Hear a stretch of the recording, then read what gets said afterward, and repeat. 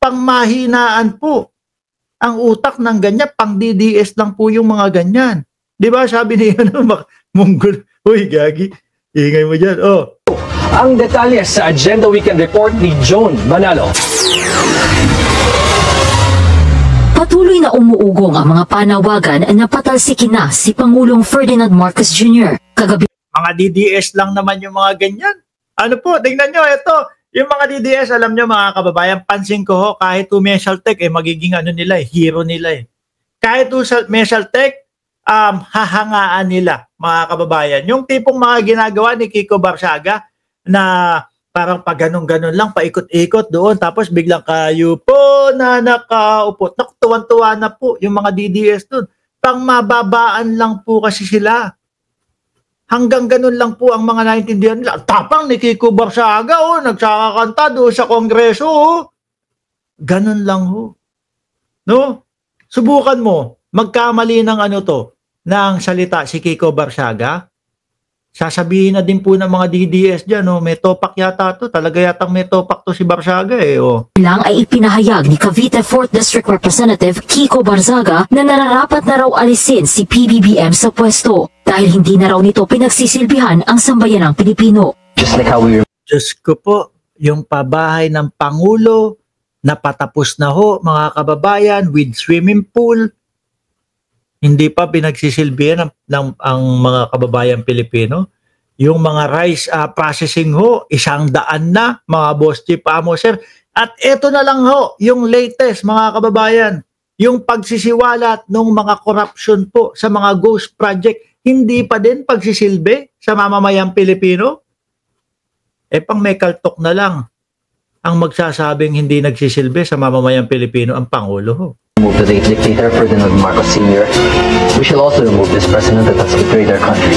Idiniin din ni Barsaga ang kaugnayan ni dating House Speaker Martin Romualdez sa flood control scandal at ang impluwensya umano ni PBBM sa Kongreso dahil sa anak nitong si Majority Leader Sandro Marcos. For over 3 years, we have endured the inadequacies of his presidency, from almost losing Mindanao. Pero gusto din maging presidente ni... Ay, hindi. Ang gusto nito, maging House Speaker si Barsaga. Di ba? Gustong maging House Speaker pero gusto din maging presidente. Naku po.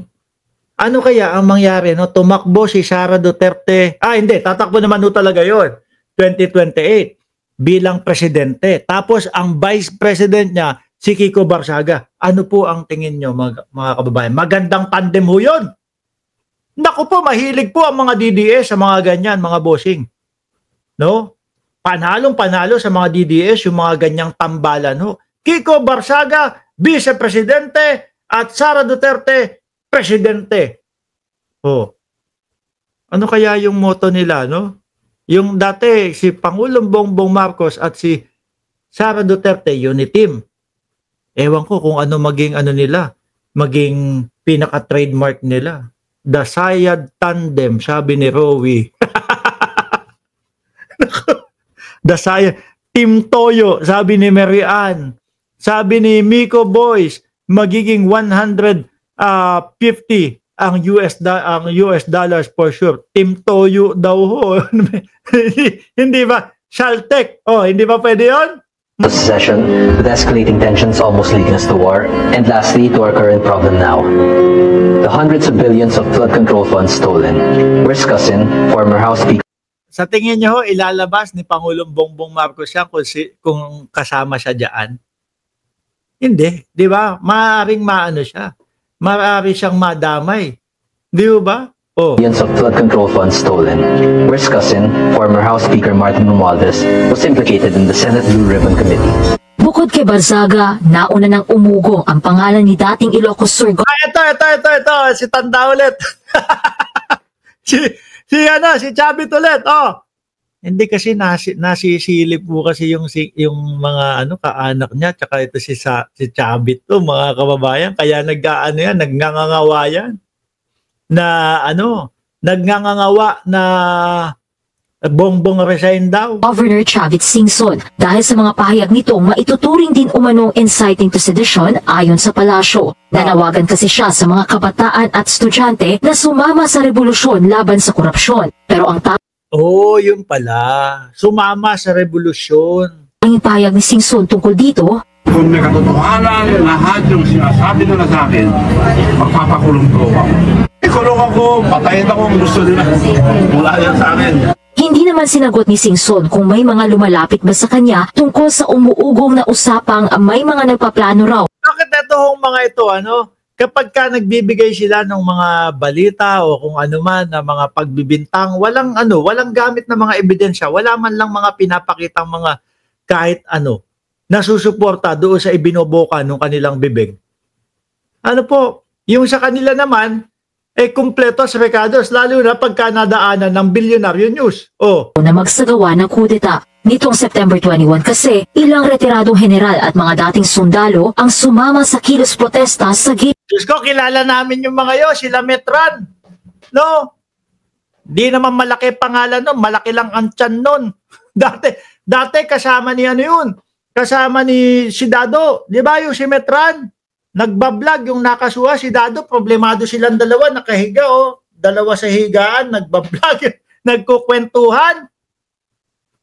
Na ang sinasabi nila meron daw silang miyembro ng 40 million na FGF daw Nung tinignan ko, sinilip ko yung FGF, alam nyo nakita ko, puro matatanda. Yung tipo bang sinasabi nila, susugod ang FGF, diyan. Baka iangat lang yung mga baril, hindi maiangat ng mga sinasabing FGF. At ilan yung nakita ko? 30. Anak ng tinapa. for ng AFP headquarters dahil sa pagkadismaya sa mga Ito, sino ba to? Ito yata si Metran sa gilid isyu ng korupsyon. Muling pinabulaanan ni Armed Forces of the Philippines Chief of Staff General Romeo Brawner Jr. na may nilulutong kudeta ang militar laban kay PBBM. Nagulat daw siya nang mabalitaan niya ito at nagbabala wala, mga DDS lang ang mga nagpapakalat niyan. Di ba, Sir Junior Constantino Domingo? Sabi ni Ma'am Chris Rose natin, nakakamiss si Dado. Nakita ko nagbablog pa pero mukhang malumanay na, mahina na, yung hindi na yung dati, nagmumura pa. Gagano, di ba? Sumisigaw pa talaga. guluhin lamang ng kudeta ang estado ng bansa. The coup rumors are not true. No? They are not true. I myself was surprised when I saw the article. Hindi rin daw siya personal na nakipagpulong sa kahit na anong religious group at nakipagtulungan sa USCIA. Wala yan. Mga DDS lang ang sumisigaw niyan. Bakit to, mga kababayan? Mga kakamping, hindi naman sumisigaw ng ganyan dati kabardagulan natin yung mga kakamping, kabwisitan natin yung mga kakamping. Pero nakita nila na maayos ang pamumuno ni Pangulong Bongbong Marcos, di tahimik sila, sumuporta sila. Yan ang totoong oposisyon. Hindi kagaya ng pinapakalat ng mga DDS, sila ang oposisyon. Baka pogosisyon ang tawag sa inyo. Ang oposisyon, ang layunin pakay gusto niyang mga yan ay umangat din ang ating bayang Pilipinas. No? Magkaiba lang ng ideya o magkaiba lang ng pamamaraan ang gusto nila. Pero pag nagtagpo at nakita ng oposisyon, okay ang ginagawa ng administrasyon, sumusuporta. Ang pogosisyon naman mga kababayan, maayos na ang ginagawa ng administrasyon pero pilit nilang sinisiraan at kung ano-anong mga propaganda ang inilalabas nila. Ang tawag doon, pogosisyon. Ayan tanggalan siya ng pensyon. Pag nagmura ulit si Dado, sabi, tuloy! Para planuhin ang kudeta para sa Agenda Weekend, Joan Manalo. Si Boy Topak. Ay, naku, yung kilusan niyan parang kilusan ng may saltik talaga mga kababayan.